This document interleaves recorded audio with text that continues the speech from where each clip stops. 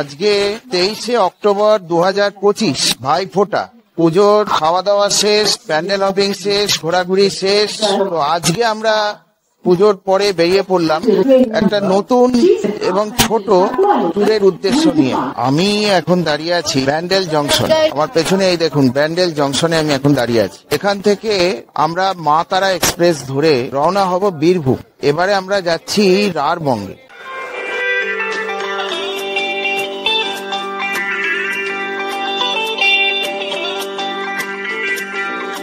বর্ষার পরে শরতের ছোঁয়ায় রাঢ়বঙ্গের রূপ হয়ে ওঠে অনন্য। বৃষ্টি ভেজা সবুজ প্রকৃতি আর লাল মাটির অপূর্ব কন্ট্রাস্টে এখানকার প্রকৃতির এখন এক পাগল করা সৌন্দর্য।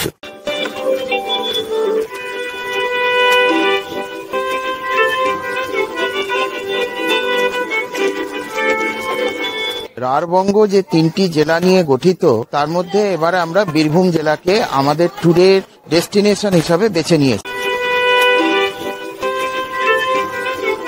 সবুজ বনানীর মাঝে লাল কাকুরে পথের আঁচল ছাড়াও এখনো বীরভূম জুড়ে রয়েছে বাউল আর ভাদু গানের সুর।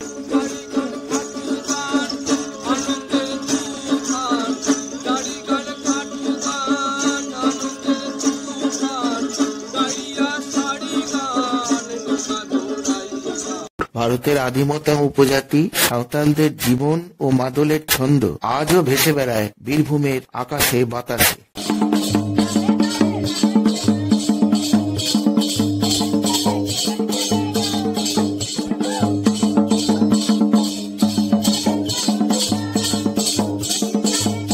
এছাড়াও বীরভূমের বিভিন্ন অংশে ছড়িয়ে রয়েছে মোট 5টি সতীপীঠ ও একটি সাধন পীঠ।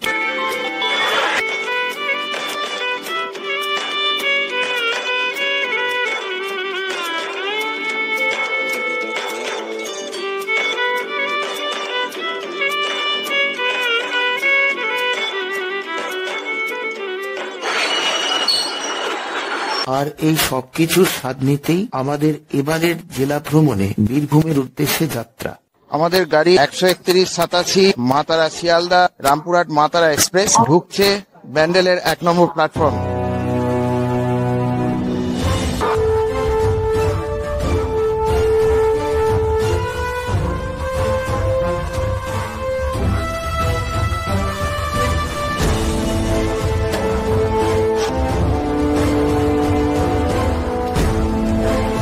আমাদের কোচ B1 এ আমাদের সিট নাম্বার হচ্ছে 25 থেকে 29। আচ্ছা, ট্রেনে উঠে কথা হচ্ছে।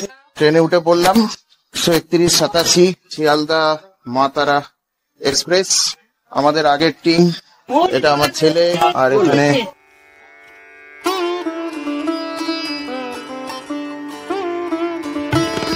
25 to 29। ঠিক 8:32 আমাদের গাড়ি ছেড়ে দিল ব্যান্ডেল।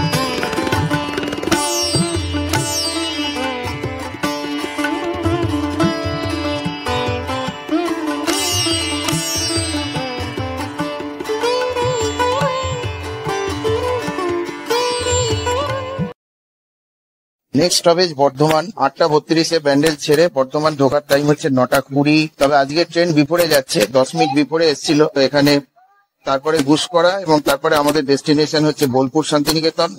পৌঁছতে ওই 10:18 এরকম একটা টাইম আছে, 10:18। 1 ঘন্টা 46 মিনিটের মতন লাগে। এই ট্রেনটাতে আপনারা যেতে পারেন। এরপরে কি হয়, মানে রাতও কাটাতে হচ্ছে না, সকালে চলে গেলেন এবং সকাল চলে গেলে পুরো দিনটা আপনারা পেয়েও গেলেন। বাকি ইনফরমেশন আপনাদেরকে আমি দিয়ে দিচ্ছি। যেরকম আমি আজকে B1 কামরাতে আছি, এটা এসি 3 টায়ার। এর ভাড়া এখানে সব থেকে বেশি, 500-ও বেশি। এছাড়া এখানে 4খানা জেনারেল আছে, 3টে শেষের দিকে, একটা এদিকে আছে। এছাড়া এসি চেয়ার কারও আছে। তো আপনারা বিভিন্ন অপশন এখানে পেয়ে যেতে পারেন। আমরা এসি 3 টায়ার এই গাড়িতে কোনোদিন যাইনি। এটার বার্থ আছে, তো এখানে শোয়ারও ব্যবস্থা আছে। তো এটা একটা ফার্স্ট টাইম এক্সপিরিয়েন্স, যে কিরকম হয় দেখছি। বাকি আপনারা আমাদের সঙ্গে টিউন থাকুন, আমি সমস্ত ইনফরমেশন আস্তে আস্তে আপনাদেরকে দিয়ে দেবো।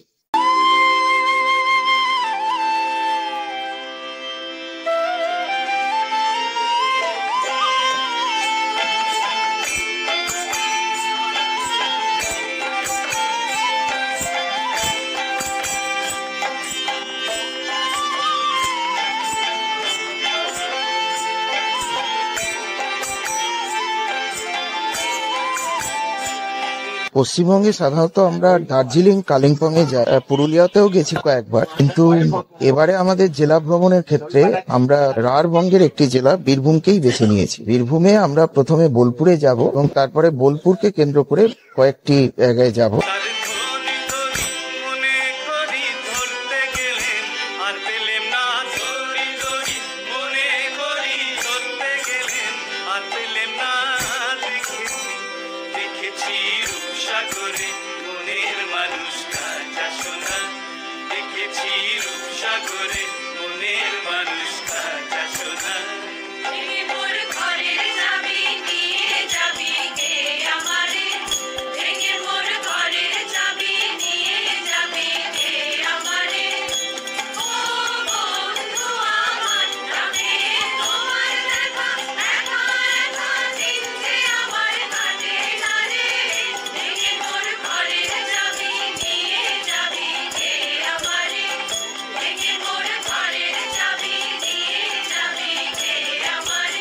বন্ধুরা, আমি এখন এই ট্রেনের টয়লেটে এসেছি। টয়লেট মোটামুটি এখনো পর্যন্ত, এই গাড়িটা তো শিয়ালদা থেকে আসছে, নিট অ্যান্ড ক্লিন। এখানে জল আছে মনে হচ্ছে, আর এখানে একটা কমন টয়লেট আছে, আর একদিকে ইন্ডিয়ান টয়লেট আছে। আচ্ছা, কলে জল আছে, আর এখানেও হ্যান্ড ওয়াশ আছে। মোটামুটি টয়লেটের কন্ডিশন যা দেখছি ভালোই দেখছি। আর একটা তো বললাম যে ইন্ডিয়ান টয়লেট আছে, মানে লেডিস পার্সন যারা আসবে তাদেরও কোনো অসুবিধা নেই। এবং আমি দেখেছি যে লেডিসরা ইন্ডিয়ান টয়লেটেই যাচ্ছে, আর সাধারণত জেন্টসরা ওয়েস্টার্ন টয়লেটই প্রেফার করছে এক যদি না বন্ধ থাকে।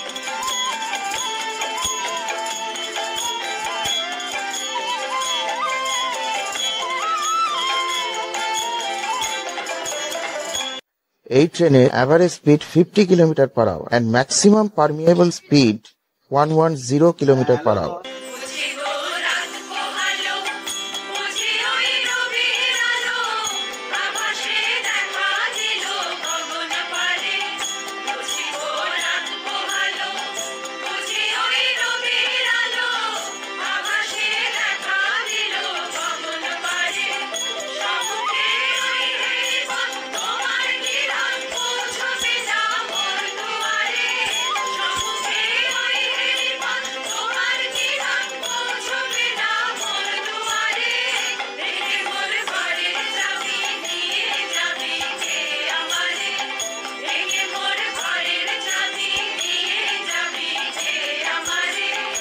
ঢুকে গেল বর্ধমান স্টেশন। গাড়ি মোটামুটি 15 মিনিট মতন লেটে যাচ্ছে। আমরা এখন বর্ধমানে এসে পৌঁছেছি, আর এখন বাজে হচ্ছে 11:40। এই দেখো বর্ধমান স্টেশন। এখানে 2 মিনিট টাইম, পুরোপুরি 2 মিনিট থামলো না, তার আগে কিন্তু গাড়ি ছেড়ে দিয়েছে বর্ধমান স্টেশন।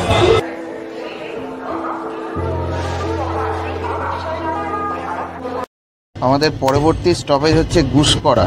দেখা যাক সেখানে টাইমলি পৌঁছতে পারে কিনা। গাড়িটা তো লেটে যাচ্ছে, এই গাড়ি এরকম ভাবে লেটে যায় না সাধারণত, কিন্তু আজকে খুব আনলাইকলি।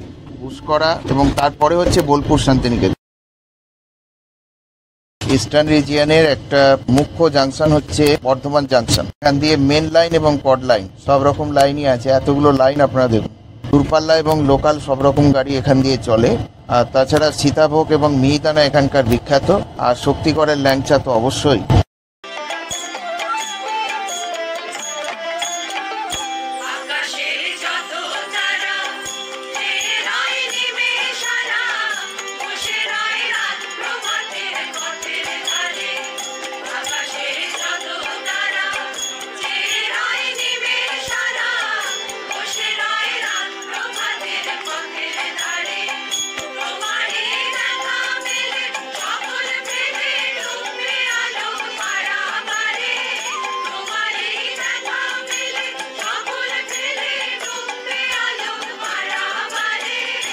আমরা এখন গুসকরায় এসে পৌঁছলাম। এখন বাজে হচ্ছে 10:20, তার মানে 19 মিনিট লেটে চলছে গাড়িটা। এ হচ্ছে গুসকরা স্টেশন। পরের স্টপেজই হচ্ছে বোলপুর শান্তিনিকেতন। দেখা যাক কখন গিয়ে পৌঁছে।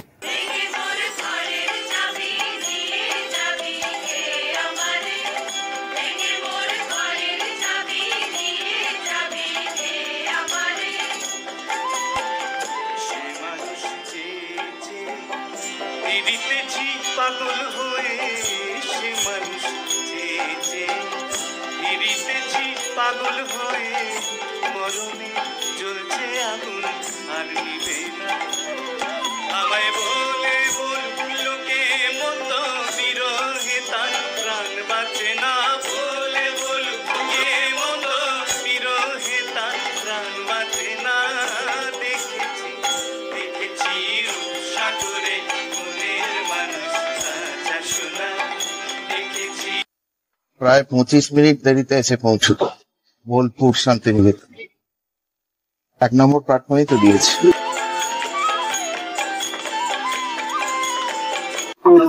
আর এই নামলাম, আর এখন এই বোলপুর শান্তিনিকেতনে আমরা নেমেছি। এই যে মা তারা এক্সপ্রেস ছেড়ে চলে গেল, ঘড়িতে এখন 10:44। এই গাড়ি এখন রামপুরহাট চলে গেল। আর আমরা এখন যাচ্ছি 1 নম্বর প্ল্যাটফর্ম দিয়ে। এখানে SBI ATM বলে একটি জায়গায়, সেখান থেকে আমাদের টোটো ঠিক করা আছে। আমরা আমাদের হোটেলে যাব এবং আপনাদেরকে দেখাবো। তবে এই ট্রেনটি এত খারাপ আসে না আজকে, যেরকম ভাবে মানে প্রচুর জায়গাতে দাঁড়াতে দাঁড়াতে এসছে। আমি তো এর আগেও এই ট্রেনে এসছি, কিন্তু এত বাজে অভিজ্ঞতা হয়নি। তো যাই হোক, দেখা যাক আগামী সফরটি কিরকম হয়।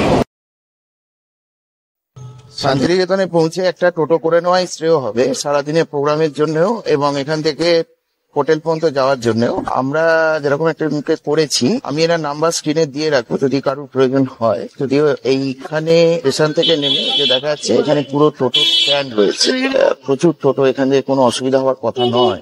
আর আমরা যেটা দেখলাম যে অনেক ফুড কোর্ট, ফুড প্লাজা ইত্যাদি, ATM কাউন্টার সমস্ত হয়ে গিয়েছে এখানে। আমরা এখন হোটেলের দিকে যাচ্ছি।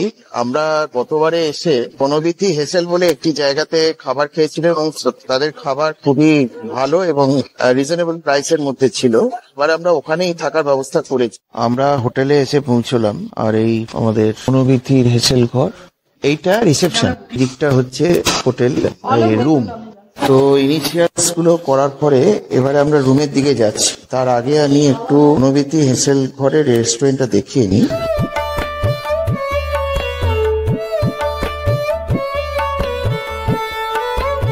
পরে অবশ্য এখানেই খেতে আসবো, আগে একটু রুমে চেকিং করে নিই, রুমগুলো কিরকম একটু দেখি।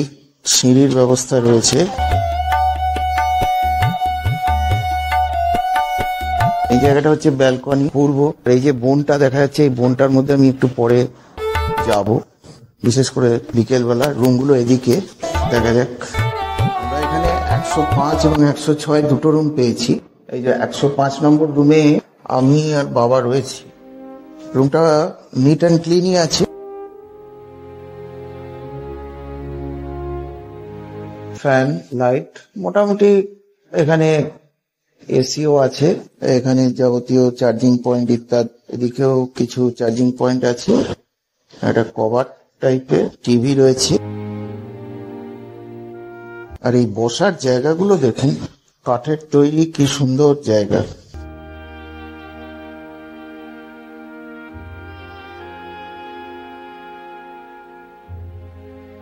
তার সঙ্গে একটা উইন্ডো স্পেস পাওয়া গেছে। আর এই যে ব্যালকনি, ব্যালকনিটা বেশ দারুণ, এখানে বন ঠন ইত্যাদি প্রচুর আছে। আর এখানেও হচ্ছে সুন্দর একটা টেবিল।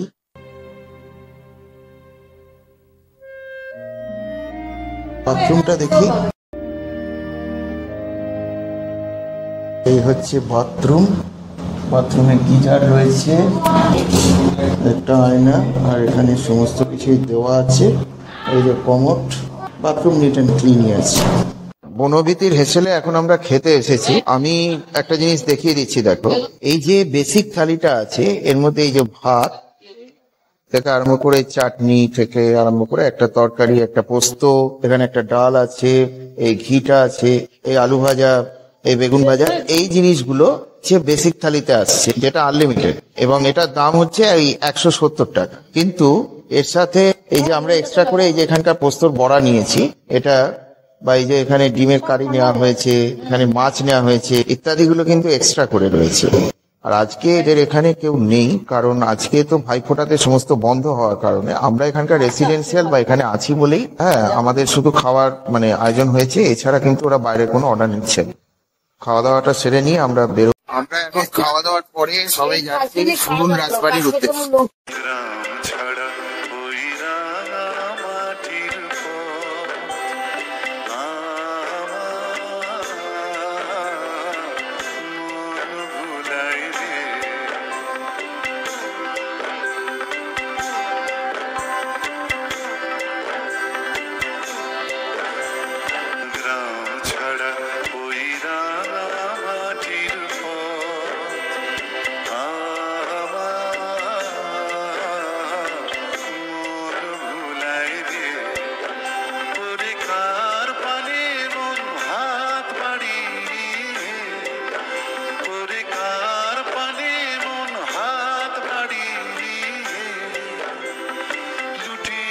যায় ধুলায় রে আমার মন ভোলায় রে গ্রাম ছাড়া ওই রাঙা মাটির পর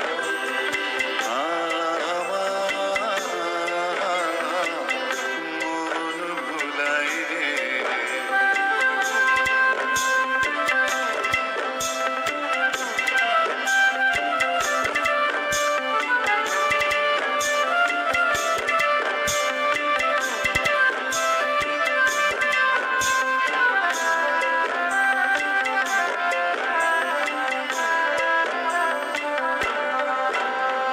বুঝে আমায় ঘরের বাহির করে পায়ে পায়ে পায়ে ধরে মরি হায় হায় রে বুঝে আমায় ঘরের বাহির করে পায়ে পায়ে পায়ে ধরে মরি হায় হায় রে বুঝে কেড়ে আমায় নিয়ে যায় রে বুঝে কেড়ে আমায় নিয়ে যায় রে যায় রে কোন চুলায় রে আমার মন ভোলায় রে গ্রাম ছাড়া ওই রাঙা মাটির পর আমার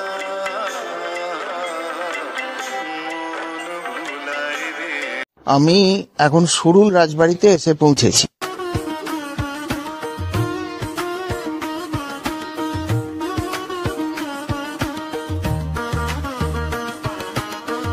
এই সুরুল অঞ্চলটি এটি বোলপুর থেকে 2.5-3 কিলোমিটারের মতন দূরত্বের। এই অঞ্চলে যে জমিদার বাড়ি সেটি সাধারণত সুরুল রাজবাড়ি নামে খ্যাত।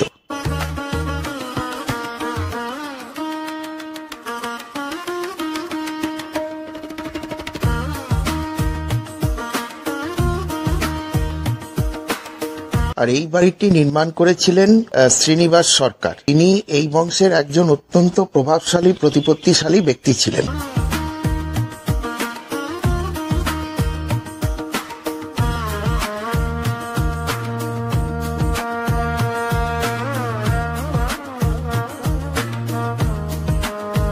এই যে শ্রীনিবাস সরকার, আসলে সরকার এদের প্রকৃত উপাধি নয়, এরা ইংরেজদের কাছ থেকে এই পদবি পেয়েছিলেন।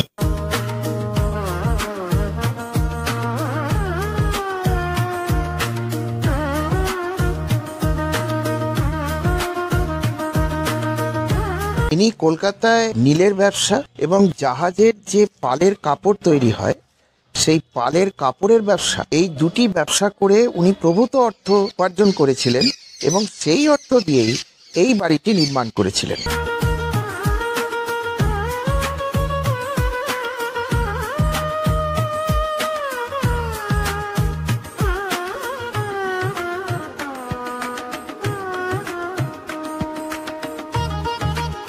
ঋষি দেবেন্দ্রনাথ যখন শান্তিনিকেতন প্রতিষ্ঠা করেন, সেই শান্তিনিকেতনের জমির একটি বড় অংশ তিনি এই সুরুল রাজ পরিবারের থেকে পেয়েছিলেন।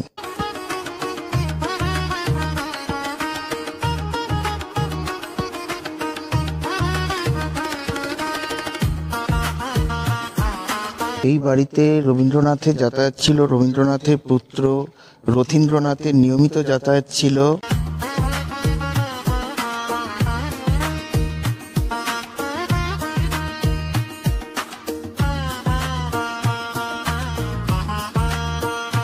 এবং এই বাড়িতে দোতলায় একটি ঘর আছে। শোনা যায় যে সেখানে মহাত্মা গান্ধী এসে এবং রবীন্দ্রনাথ ঠাকুর দুজনে এক রাত্রি একসঙ্গে বসবাসও করেছিলেন।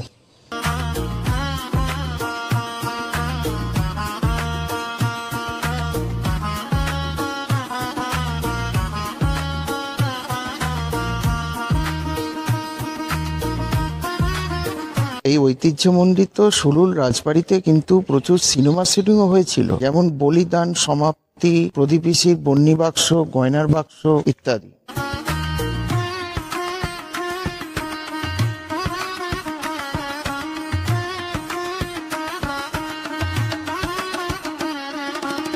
তাছাড়া প্রচুর সিরিয়ালও তৈরি হয়েছে সাম্প্রতিককালে, সবাই দেখে থাকবেন রানী রাসমণি, তুমি রবে নীরবে।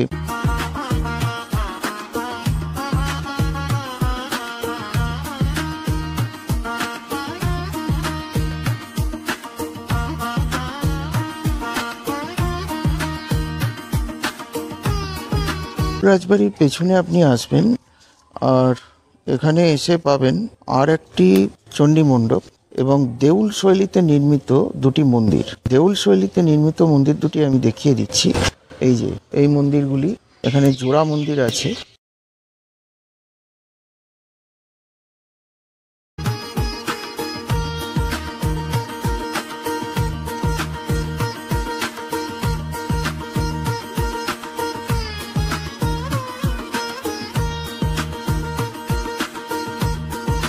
এদের দেবী বিসর্জনের পরে যে কাঠামোটি, সেই কাঠামোটি কিন্তু বিসর্জন হয় না, সেই কাঠামোটি কিন্তু এখানে তুলে নিয়ে আসা হয়। এই যে দেখুন সেই কাঠামোটি, আপনাদেরকে জুম করে দেখিয়ে দিই।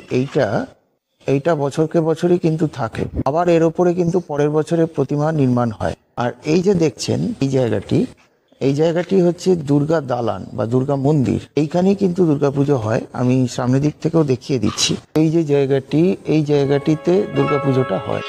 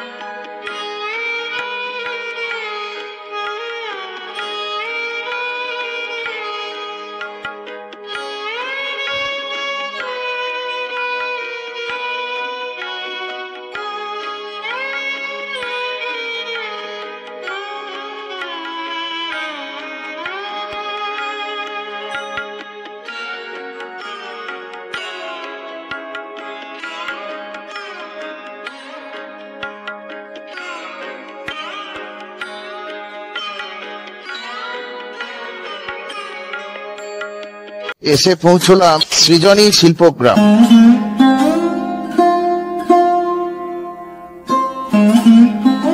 সৃজনী শিল্পগ্রাম এটা মূলত পূর্ব ভারত এবং উত্তর পূর্ব ভারতে যে সাংস্কৃতিক ভাবধারা, যে সাংস্কৃতিক কর্মকাণ্ড, যে শিল্প ইত্যাদিকে নিয়ে, এদের হাতের কাজ ইত্যাদি নিয়ে গড়ে ওঠা একটি সংস্থা। মূলত ministry of culture, government of India, তার যে ইস্টার্ন জোনাল কালচার, তারাই এই সৃজনী শিল্পগ্রামটি তৈরি করেছে। এই সৃজনী শিল্পগ্রামে প্রবেশের সময় হচ্ছে সকাল 9:30 থেকে বিকেল 5টা পর্যন্ত, কিন্তু টিকিট দেওয়া হয় 4:30 পর্যন্ত। আর টিকিট হচ্ছে 20 টাকা পার হেড। কিন্তু ভিডিও মানে ক্যামেরা নিয়ে গেলে স্টিল ফটোগ্রাফির জন্য 500 টাকা আর ভিডিও ফটোগ্রাফির জন্য 2000 টাকা 1 ঘন্টা। কিন্তু মোবাইল ফটোগ্রাফির জন্য কোনো পয়সা নেই। আমি ভেতরের ছবি দেখাচ্ছি, কিন্তু সেগুলো সব মোবাইলে তুলছি। তো আমরা এখন সৃজনী শিল্পগ্রামে প্রবেশ করছি। আমি একটি সংশোধন করতে চাইবো, সেটা হচ্ছে যে আমরা পার হেড যেটা বলেছিলাম, যে পার হেড টিকিটের মূল্য 20 টাকা করে, সেটা কিন্তু আর 20 টাকা করে নেই, এটা কিন্তু এখন 30 টাকা করে হয়ে গিয়েছে। আর একটা কথা হচ্ছে যে এই সুরুল রাজবাড়িতে একটা অদ্ভুত জিনিস দেখলাম। যেই গত বছর এসেছিলাম কোনো টিকিটের ব্যাপার ছিল না, কিন্তু এবছরে দেখছি এবছরে যেটা দেখছি সেটা হচ্ছে যে ওখানে কিন্তু টিকিট করা হয়েছে এবং 10 টাকা করে টিকিট করা হয়েছে। ভেতরে কোনো ক্যামেরা ইউজ করতে দিচ্ছে না, বাইরে ক্যামেরা ইউজ করা যাবে, ভেতরে অনলি মোবাইল ইউজ করা যাবে। এরকম এখানেও কিন্তু ক্যামেরা নট অ্যালাউড হয়নি, কিন্তু ক্যামেরার টিকিট অনেক, যেরকম বলা হলো। মোবাইলটা ফ্রি আছে। ক্যামেরার টিকিট নিয়েছো?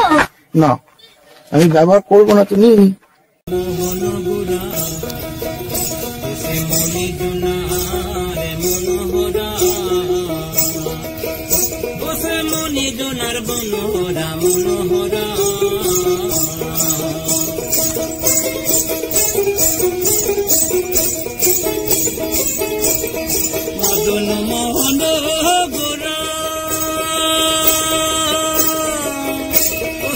বীরভূমের এই যে বাউল গান, যে এখানে দেখছেন যে এই যে বাউল বাউল বসেছে,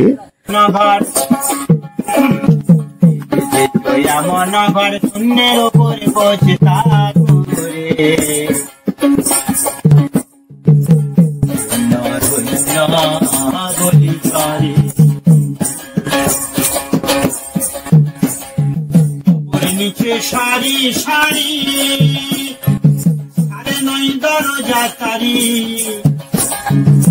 লালন পাই যেতে পারি, লালন পাই যেতে পারি, কোন দরজা ঘুরে ঘরে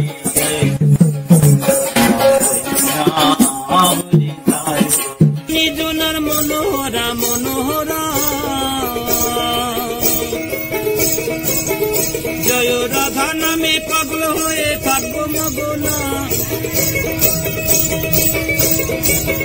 জয় রাধা নামে পাগল হয়ে থাকবো মগনা, না না ছেড়ে দেব না, তোমায় হিত মাঝারে রাখবো। বাউল গানের সঙ্গে আর এই যে এইখানে হচ্ছে ভাদু গান, এই ভাদু গান, এই দুটো হচ্ছে ওতপ্রোতভাবে এদের একটা লোক সংস্কৃতির মধ্যে পড়ে। আর এইখানে যাকে দেখছেন, 3টে রেপ্লিকা দেখছেন, এর যে মিডিলে যে রয়েছে সে হচ্ছে ভাদুমণি। অঞ্চলের পঞ্চবট রাজা নীলমণি সিংহ, তার মেয়ে ছিলেন হচ্ছে ভাদুমণি। কিন্তু ভাদুমণির যেদিনকে বিয়ে হবে, মানে ওনার বিয়ে ঠিক হয় এবং যেদিনকে বিয়ে হবে সেদিনকে ভাদুমণি মানে আত্মহত্যা করেন। তো তারপর থেকে গ্রামের লোকেরা সেই তার উদ্দেশ্যে এই ভাদু গান, এই প্রসঙ্গটা চালু করেন।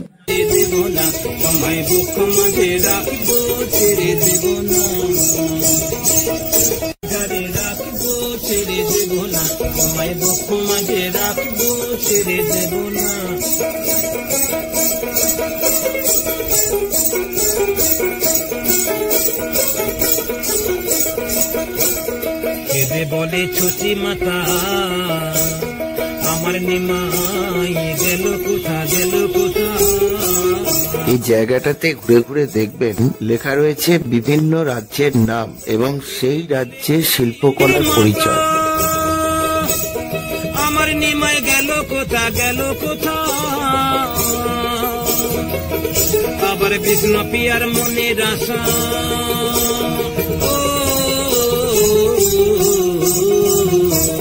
কৃষ্ণ পিয়ার মনের আশা, কৃষ্ণ পিয়ার মনের আশা, আশা পূরণ হলো না, না না ছেড়ে দেব না, তোমায় হিত মাঝারে রাখবো, ছেড়ে দেব না, তোমায় বুক মাঝে রাখবো, ছেড়ে দেব না, খেপা ছেড়ে দিলে সোনার গৌর আর পাবো না, না না ছেড়ে দেব না, তোমায় হিত মাঝারে রাখবো, ছেড়ে দেব না, তোমায় বুক মাঝে রাখবো, না ছেড়ে দেব না, তোমায় হিত মাঝারে রাখবো, ছেড়ে দেব না, তোমায় বুক মাঝে রাখবো, ছেড়ে দেব না।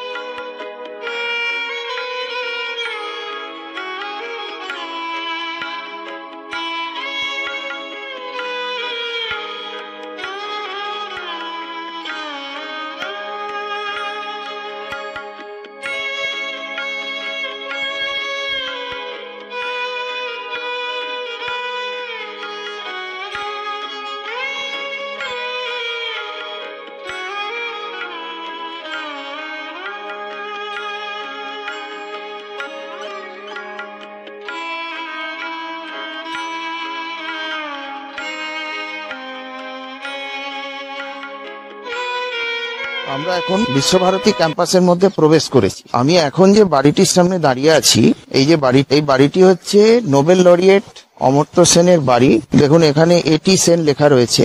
এই বাড়ির নাম হচ্ছে প্রতীচি।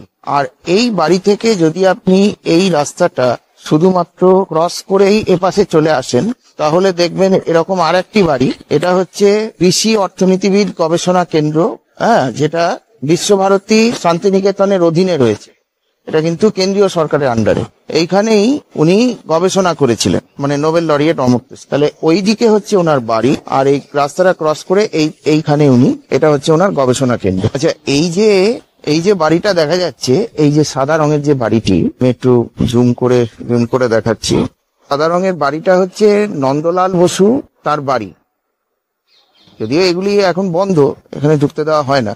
আর এর বিপরীতে এইটা হচ্ছে আর্ট হোস্টেল। এবং আর্ট হোস্টেলে একটা জিনিস, এইখানে অনেক মূর্তি আপনারা ছোটখাটো দেখতে পাবেন। এটা হচ্ছে যারা এখান থেকে পাস করে চলে যায়, তারা এই ধরনের মূর্তিগুলো করে চলে যায়। আমরা এখন নাট্যঘরে এসে পৌঁছেছি, বিশ্বভারতীর নাট্যঘর।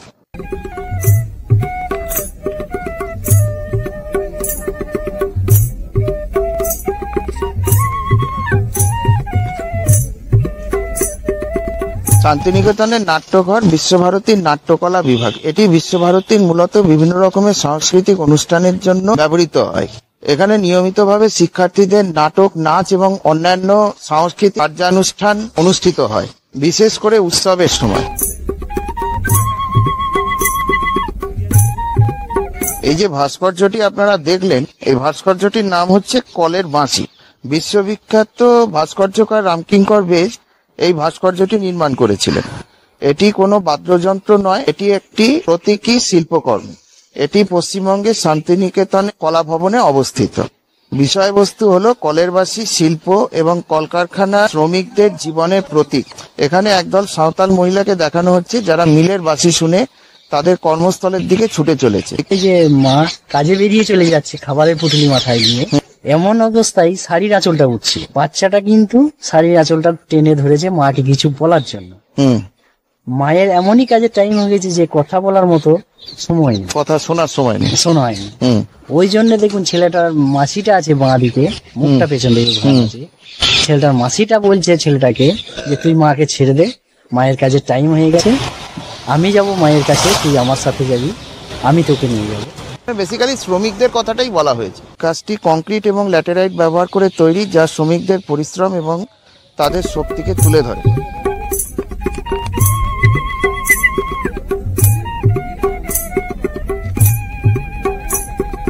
এটা হচ্ছে রামকিঙ্কর বেজের তৈরি সাঁওতাল পরিবার, যেটা একটা আধুনিক স্থাপত্যের মধ্যে পড়ে। 1938 সালে নির্মিত এই শিল্পকর্মটি শান্তিনিকেতনে কলা ভবনে খোলা জায়গায় স্থাপিত আছে। ভাস্কর্যটিতে একটি সাঁওতাল পরিবারকে চিত্রিত করা হয়েছে।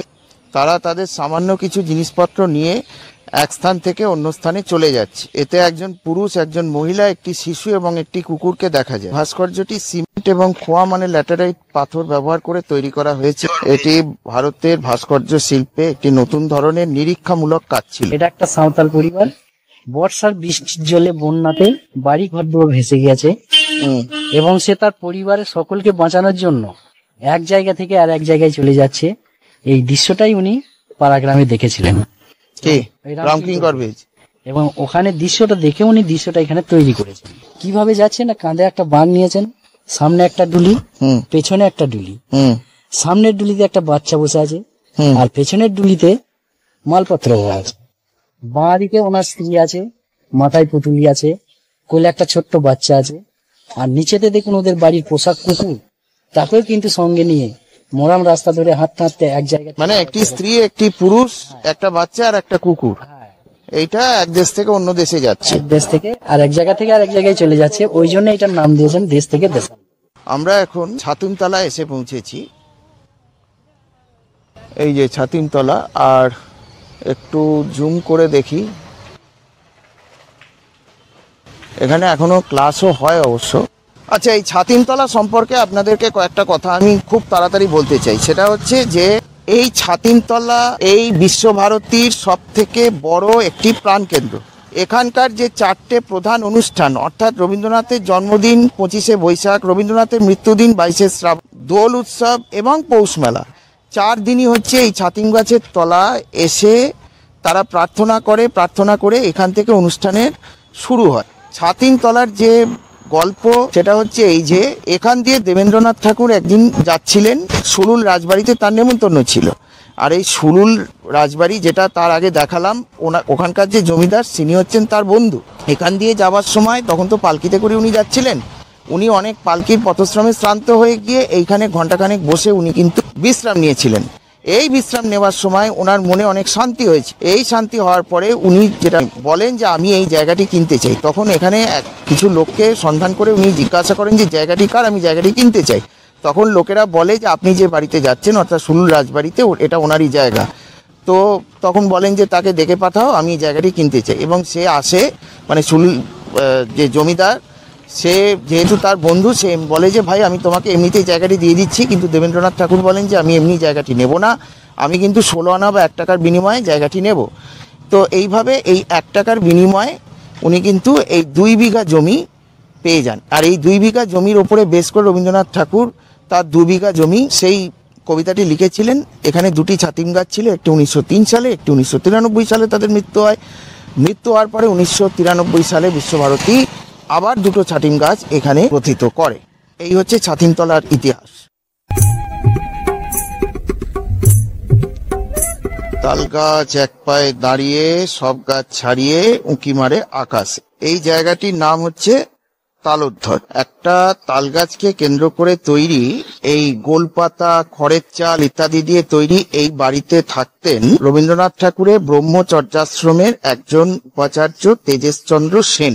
রবীন্দ্রনাথের বনবাণী কাব্যের কুটিরবাসী কবিতাটি এই বাড়ি এবং তেজেশচন্দ্র সেনের স্মৃতি বহন করছে।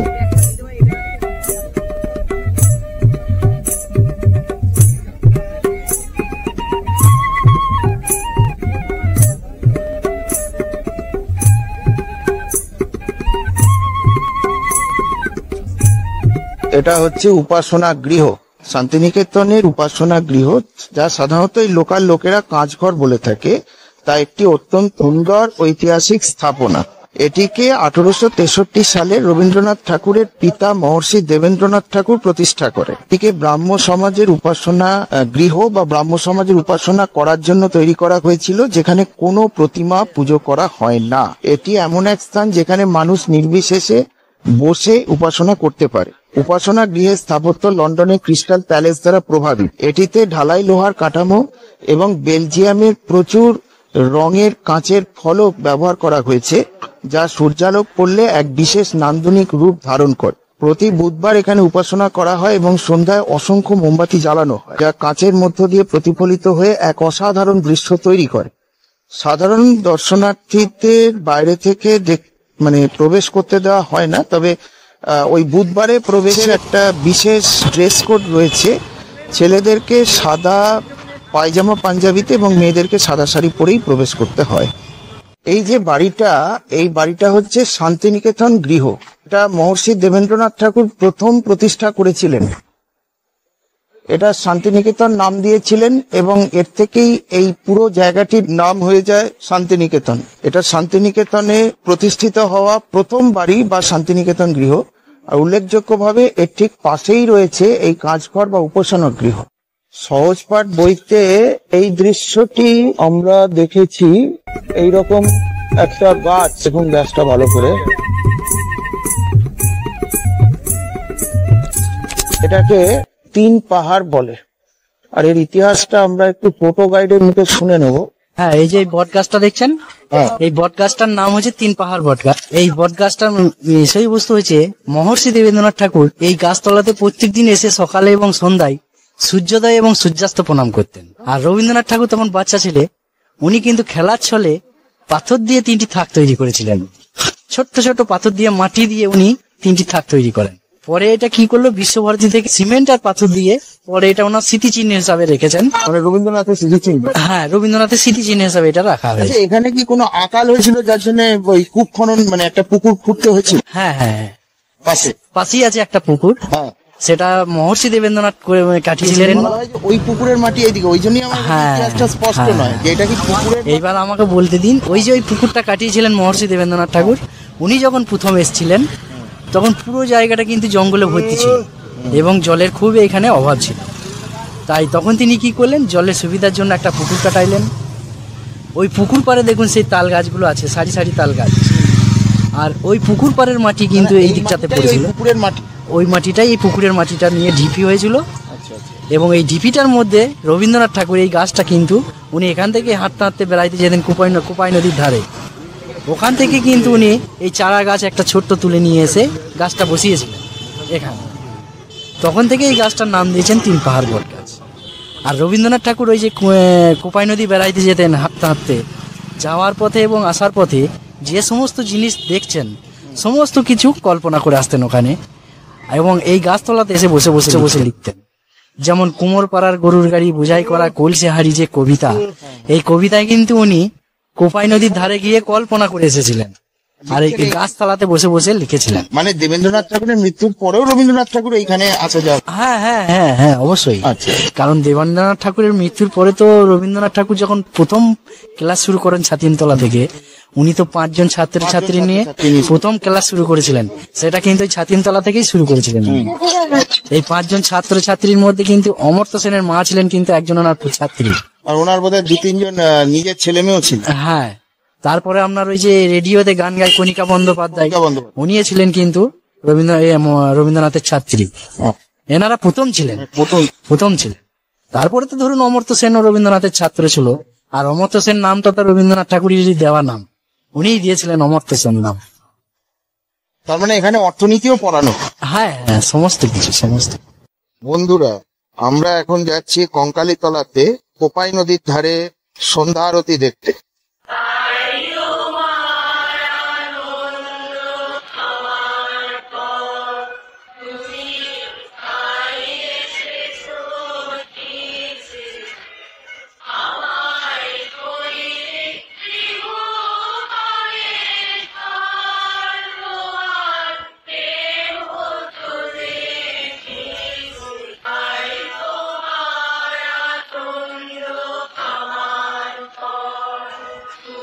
বন্ধুরা, আমরা কঙ্কালী মায়ের চত্বরে বা কঙ্কালীতলা চত্বরে এসে পৌঁছলাম।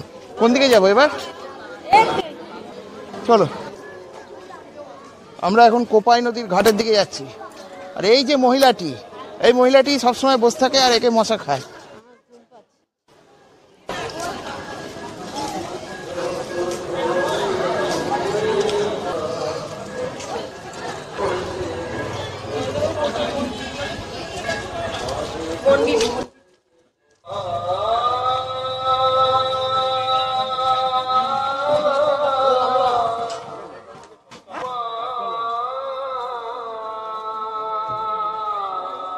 এখানে অনেক লোকের সমাবেশ।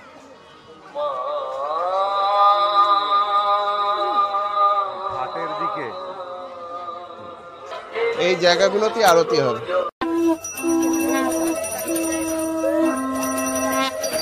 जय जय भगीरथ नंदिनी मुनि जय चकोर चंद्रिनी नर नाग विबुध बंदिनी जय जनवाली कौन। जय जय भगीरथ नंदिनी मुनि जय चकोर चंद्रिनी नर नाग विबुध बंदिनी जय जनवाली कौन।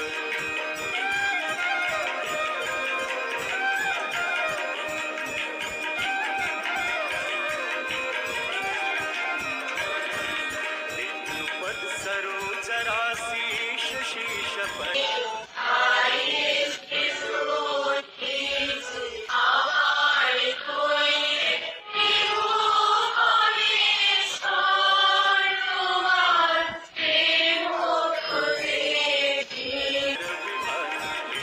पद सरोज राशि शीश पर विभार त्रिपथ गासी पुण्य राशि पाप झालिका त्रिपथ गासी पुण्य राशि पाप झालिका।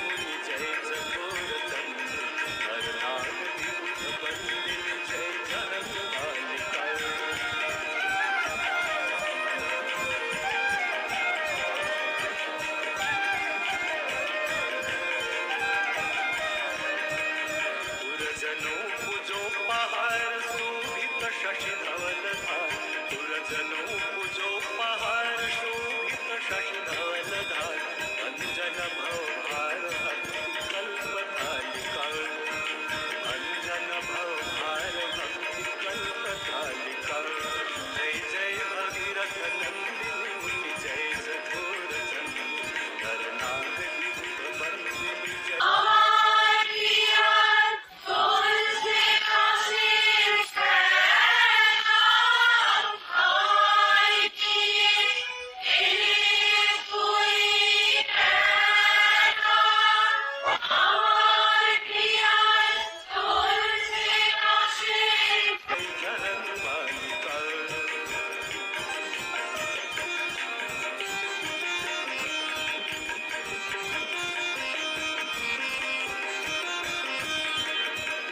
तटवसी विहंग जल जर पशुपतन निज तटवसी विहंग जल जर पशुपतन कीट जटिल तापस सब सरिस पालिका कीट जटिल तापस सब सरिस पालिका जय जय भगीरथ नंदिनी जय चकोर चंद करनाग विविध बंदिनी जय कहन बालिका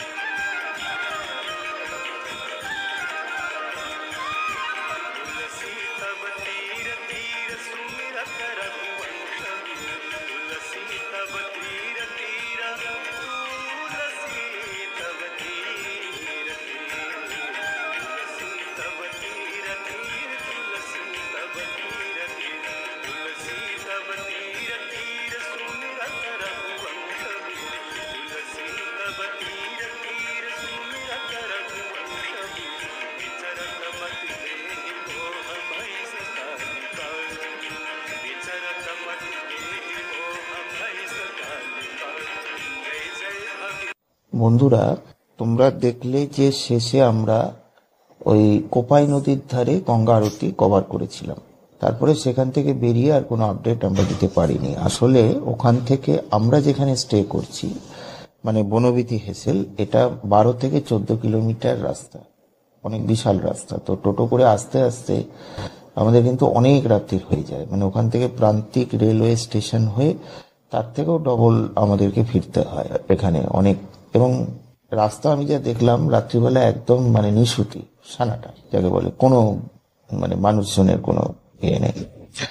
যাই হোক, এতটা জার্নি করে আসার পরে আমরা অত্যন্ত ক্লান্ত হয়ে যাই। তারপরে একটু ডিনার করে এখন আমরা শুতে যাব। তো এইখানে একটা সারাদিনের ইতি টানার প্রয়োজন। সারাদিন যেগুলো তোমরা দেখলে যে ব্যান্ডেল থেকে মা তারা এক্সপ্রেসে করে বোলপুর পৌঁছানো, সেখান থেকে বনবিথির হেঁসেল, সেখানে থাকার ব্যবস্থা, খাওয়ার ব্যবস্থা, এবং তারপরে শান্তিনিকেতনের সংক্ষিপ্ত একটা ট্যুর হলো। আজকে সমস্ত স্পট হয়নি, বাকি স্পটগুলো হবে। এবং তারপরে এই আরতি দেখালাম, গঙ্গা আরতি। তো সব মিলিয়ে তোমাদের কোনটা বেশি ভালো লাগলো সেটা কমেন্টে অবশ্যই বলবে, শেয়ার করবে, পাশে থাকবে। এবং কালকে একটা সারপ্রাইজ ট্যুর হতে চলেছে। তোমরা জানো যে বীরভূমে 5টা সতীপীঠ আছে, সবাই 5টা সতীপীঠ কভার করে, কিন্তু আমরা যেটা করব সেটা হচ্ছে 4টে সতীপীঠ এবং একটি সাধন পীঠ। সেটার এক্সপিরিয়েন্স কেমন হয় তোমাদের সঙ্গে শেয়ার হবে। কালকে খুব সকালেই আমরা বেরিয়ে যাব। আর যে সতীপীঠটা আমরা কভার করব না, সেই সতীপীঠ আমি গত বছরেই গেছি, ফলে তার ক্লিপসও আমার আগামী ব্লগে থাকবে না যে তা নয়। সব মিলিয়ে তোমরা সঙ্গে থাকবে, পাশে থাকবে এবং এক্সপিরিয়েন্স করবে আমার সাথে।